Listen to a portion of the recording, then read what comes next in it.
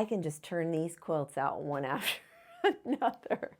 My family's starting to think I'm a little, yeah. Hi friends, Tracy here from the Sewing Channel. Welcome back. This is the last and second video of my blueberry crumb cake quilt. Today's video, jam-packed.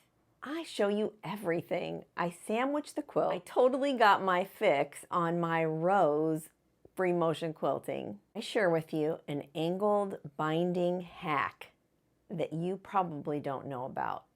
Don't miss out, friends. And I share with you a little different stitch design that I do on my mitered corners.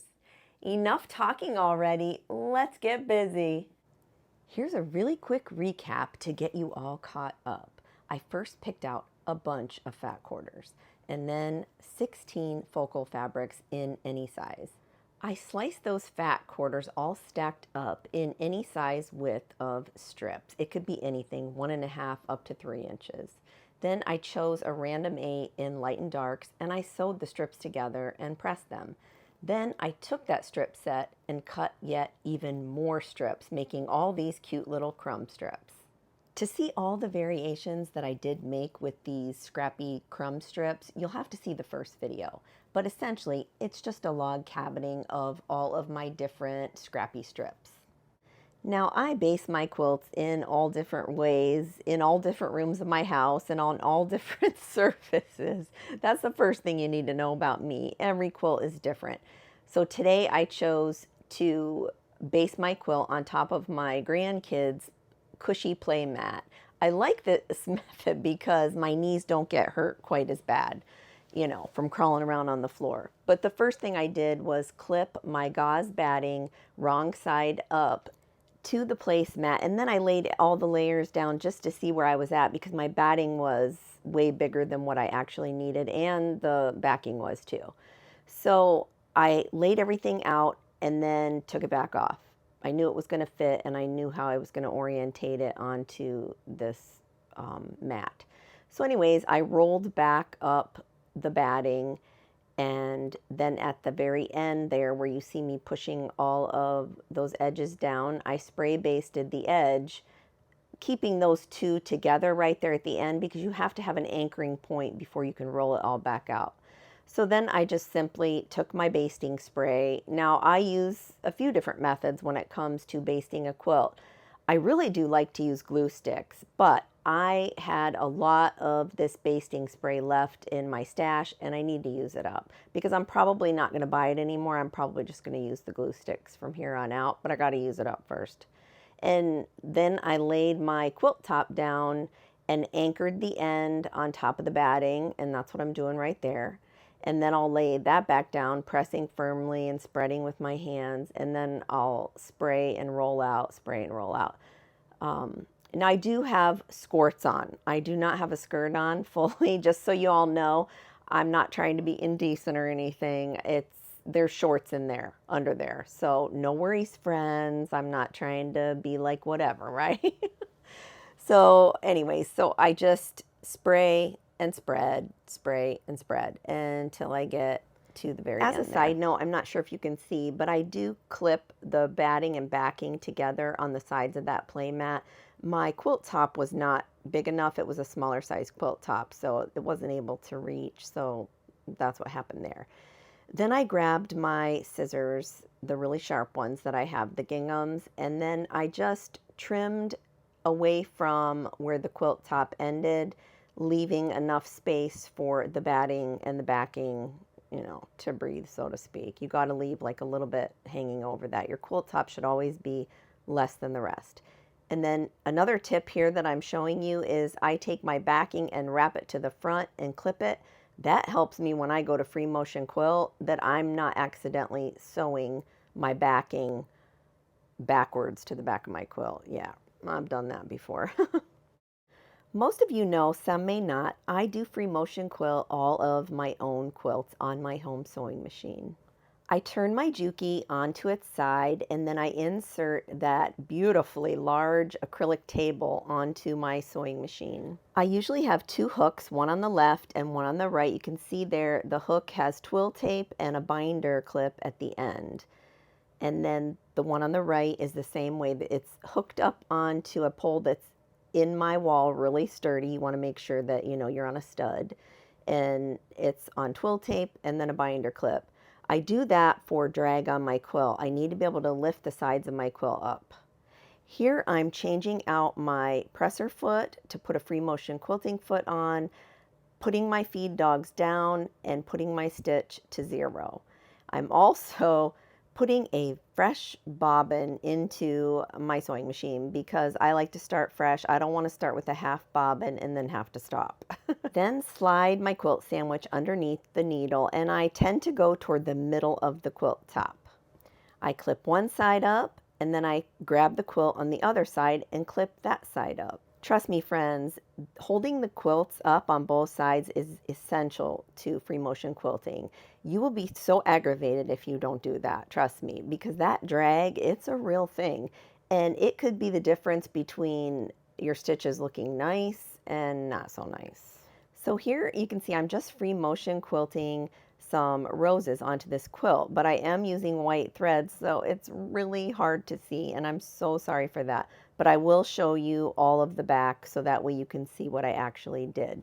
It had been so long since I had done any free motion quilting with roses that I just had to make this quilt to free motion quilt roses. And you can see here on the back the rose and the leaves. Oh, so cute, right? I just really love this design so much. It just looks so romantic and just so pretty. Here I wanted to show you how I pull the quilt up in front of me, because if you don't pull that up in front of you, it will drag there too. Not only on the sides you have to keep it up, but you have to be mindful of what's in front of you, because if you go to push your quilt sandwich toward the machine, you're going to have drag there because it's going to be between your belly and the table, right? So here is the first portion of the quilt sandwich all quilted, which is just that inner part of the quilt where all the crumb piecing is. Here's a better shot here. I laid it flat for you. This is all of those roses just meandering all over the place. And then I went in and decided to do just another set of roses all along that white border. And again, it's hard to see. I know, I'm sorry, but there's a shot of the back there. But then I'll show you a bigger shot here in a second where I'm laying it flat again. And you can kind of see where it's bordering it. It's more structured around all of the meandering. I hope you can see that. And then I went in with just a regular meander along all of the rose part of the border, because you really can't see it, I know, with this white quilting, but the back though, you can really tell, and I'm going to show you that right now. So you can see the meander all around it, nice little squigglies. It does add a little bit to it. Now it's time to square up this beautiful quilt. Oh, I'm so excited about this quilt, friends. Now, I usually square up my quilt on the corners first. I just find that that's the best way to do it. And you just take the biggest square ruler you have, measure it up on the corners, make sure you look at the inside lines of the quilt, that inner part of the border, try to line everything up the best you can. Add another ruler in to assist you. Like you can see there at the top of the screen, I have a second ruler there. And I put that along the sides to make sure that I'm coming off of the square straight and down the sides. And then I just slice it as I go. And I'll do all 4 corners first like this before I even go in for any of the side pieces. I did pull out my Sullivan's table for this quilt to trim it up. I've been struggling in my sewing room lately trying to trim up my quilts, and I figured, well, let me just bring this big table out in my living room, you know, out of the way of my sewing area, so that way I could show you guys how to do it. It does make it a lot easier, and I will link the Sullivan's table along with their very large cutting mat that goes with the table, but you have to buy them separately. I'll link those below. This table is a little bit wobbly. I don't know how else to say it, you know, because it's a freestanding kind of table and it's on little wheels. I tried to tighten everything up, but it still was a little bit wobbly. That's why I don't like to use it for any filming, because it shakes, and you can see that in some of the footage that I did get. So, but I will definitely link it below. If you're not filming on it, it's great. Okay, friends, let's make some quilt binding up. Let's go ahead and prepare by putting right sides together from selvage to selvage, folding it and making sure that that fold is facing you. That's important, friends. And then I just cleaned up that edge of the one side and then flipped the fabric, and now I'm cutting the strips at 2 3/4 inches for the binding. I also tend to check for bowing on any of my strips as well, just to be sure. Now on to that angled binding hack. I just love this hack. What you're going to do is take those strips and just lay them one right on top of another. You can stack them up like in 4s maybe. That's probably a good amount. Make sure that they're all nice and evenly stacked. And you can see here I have this like U shape or horseshoe shape, and everything is facing up though. That's key, friends.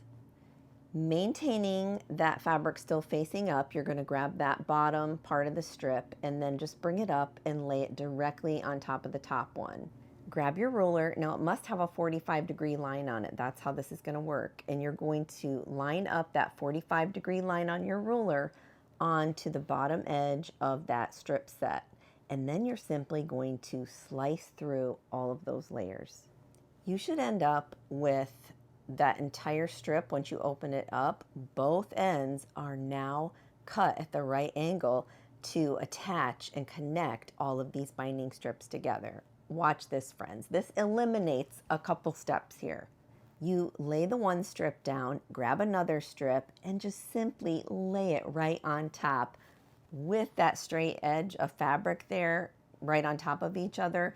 The only thing you need to make sure you do is leave out a 1/4 inch on each side of those little dog ears. And then you're simply going to just sew your 1/4 inch seam allowance from the little crook to the other little crook, where essentially your angle would be anyways when you would, make your binding. Then you would just continue on lifting that last binding up that you just connected with the pin, laying it out, and then adding in the next angle on, and go ahead and pin it. Now, the steps that this angled binding hack leaves out is you don't have to mark any lines on where you're going to sew at, and this is no waste because you don't have to slice off all those triangles at the end. So this is a win-win for me, friends. So after I ended up sewing all of those strips together, connecting them, all I had left to do was just cut off those little dog ears. I waited till after I had folded the binding and pressed it, so that way it was a lot easier for me to just run my rotary cutter right through and get all those dog ears off. Let me show you the easiest way that I know of to make a mitered corner on your quilt. The corner here that I'm pointing at, you need to stop sewing and stitching a 1/4 inch before you get to the end. Once you get a 1/4 inch away, you're then going to lift your presser foot and pivot with your needle down in your fabric at an angle so that the point is facing towards you. And then you're simply going to sew off at a 45-degree angle right off of that, just like you see there in the stitching. There's the front of the quilt showing you that angle.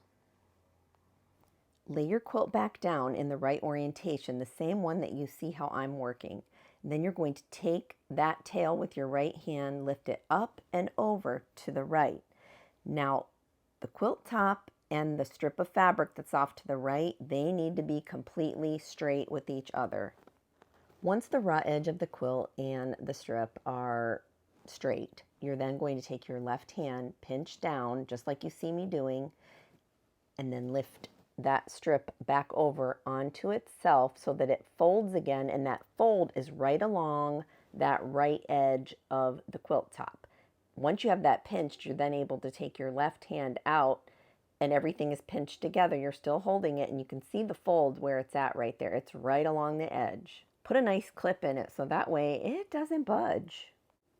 Then you're going to take it and put it right underneath your needle again. So now you're sewing down the next angle of the quilt. And I do a little back stitch here. I don't know if anyone else does. And then I just keep going. This is what the corner looks like when it's all sewn up. And you're simply going to flip it over to the front. And you can see the little gape there. at the end of the corner, there's a little like hollow space right there. That is going to cause bulk if we fold it and make that same fold on that side that's on the front. So we need to make sure that those holes are opposite each other when we fold that miter over. And you can see there the hole on one side right there, and then when we flip it over, the other one is facing the other way. If it's not like that, then you will have bulk at your corner, and you don't want bulk. Now friends, I've never seen this before, so I don't know if it already exists, but I did it because I just needed to close these holes up here on my corners. I got to the end right before that slit is where the mitered corner is with my stitching. Then I go up one side, I stop, I lift my presser foot up, and then I do about 2 stitches to get over that line of where those seams meet up. And then I pivot yet again with my needle, turning my whole quilt, put the foot down, and then I simply sew on that side of the binding on the other side of that seam. And then when I get to the bottom of there, I then lift up and I pivot again and I turn my whole quilt, and then I just continue tacking all that binding back down again. Have you seen this before? Let me know. I like it. I think it adds a little something something, right? What do you all think? Let me know in the comments. The final reveal. What do you all think of this green binding? Would you have put it on? I'm curious to know. I kind of took a chance on that green binding, but you know what? I like it. I really do. I think it breaks up that blue going outward. I don't know. But then again, it's my quilt and I made it, and I'm probably going to love it regardless. This is one of my favorite quilts. But then I say that about every single quilt I make. I think, friends, I just love to quilt. I really do. I never thought that quilting could fill a spot within me that makes me full. I don't know. It's weird. If you know, you know. I guess I just love quilting because I can just turn these quilts out one after another. My family's starting to think I'm a little, because I've got all these quilts at the house and I'm giving away quilts and I'm, I don't know. If you're a quilter, you know. The final size on this one, 60 inches by 60 inches. A perfect little throw quilt to take on a trip in the car, leave on the couch just to kind of nug under. My grandkids will fit under this just fine. Plus, it has that gauze backing on it, which is just so luxurious and soft. Take a look at your screen right now. I've handpicked special videos just for you if you enjoyed today's tutorial. Go ahead, I dare you. Click on one of them so we can keep learning together. Until next time on the Sewing Channel, take care.